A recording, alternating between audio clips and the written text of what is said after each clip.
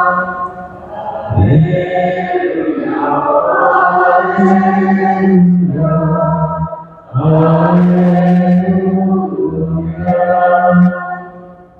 bersama. Inilah Injil suci menurut Santo Matius. Sekali peristiwa Yesus bersabda kepada orang banyak, hal kerajaan surga itu seumpama pukat yang dilabuhkan di laut, lalu mengumpulkan berbagai jenis ikan. Setelah penuh, pukat itu ditarik orang ke pantai, lalu mereka duduk dan dipilihlah ikan-ikan itu. Ikan yang baik dikumpulkan ke dalam pasu, yang buruk dibuang. Demikianlah juga pada akhir zaman, malaikat-malaikat datang memisahkan orang jahat dari orang benar. Yang jahat lalu mereka campakkan ke dalam dapur api. Di sana akan ada ratapan dan retak gigi. Mengertikah kalian akan segala hal ini? Orang-orang menjawab, ya, kami mengerti. Maka bersabdalah Yesus kepada mereka, karena itu setiap ahli Taurat yang menerima pelajaran hal kerajaan Allah seumpama seorang tuan rumah yang mengeluarkan harta yang baru dan yang lama dari perbendaharaannya. Setelah mereka menyampaikan perumpamaan itu, Yesus pergi dari sana. Demikianlah sabda Tuhan.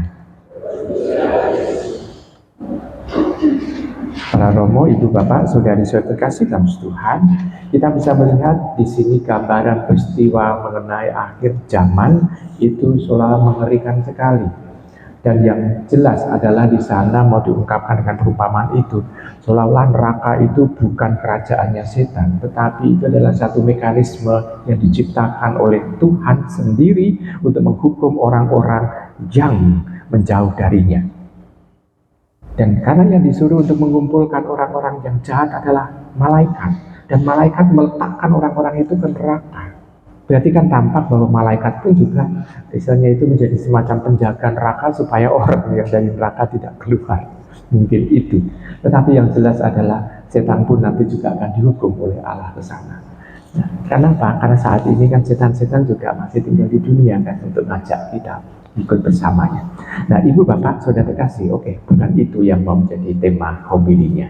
Tetapi kita bisa melihat bahwa Tuhan mau mengingatkan kepada kita bahwa kebaikan itu adalah menjadi semacam yang harus kita lakukan. Kalau kita melakukan kejahatan, keburukan, walaupun orang lain tidak melihat, tetapi Allah melihat, maka kita hendaknya sadar diri dengan hal itu, bahwa kejahatan, sesuatu yang buruk, sesuatu yang jelek, sesuatu yang menjauhkan kita dari Allah, itu akan mendapatkan akibatnya, walaupun orang lain gak pernah lihat. Maka kita seringkali menggunakan istilah dalam bahasa Jawa, Gusti mboten nate sare. Dan itu untuk memperlihatkan bahwa kita harus mempertanggungjawabkan hal itu. Maka Ibu Bapak Saudari-saudari dalam Tuhan, mumpung kita masih hidup, maka kita diajak untuk memperbaiki diri kita, membuat diri kita semakin lama semakin baik, supaya nanti pada saat akhir dunia ini, pada saat hari penghakiman, kita ditemukan oleh Allah sebagai orang yang layak disatukan untuk bersatu dalam kerajaannya. Nah, kita sendiri itu merasa didorong untuk itu. Lalu Tuhan sendiri juga mau untuk mengingatkan sebetulnya kepada ahli Taurat itu dalam menerima hal kerajaan surga di sana, bahwa harta yang utama bukanlah sesuatu yang kita kumpulkan di dunia ini yang berupa bisa kita nikmati untuk membuat kita nyaman. Namun harta yang paling utama adalah harta yang baru, yang memang dikehendaki oleh Tuhan untuk kita siapkan untuk kehidupan selanjutnya setelah kematian itu. Jadi di dunia ini kita memang tinggal di dunia, namun kita tahu bahwa yang kita kumpulkan bukan hal-hal duniawi, namun adalah bekal untuk kehidupan setelah kematian itu, setelah kita meninggalkan dunia ini.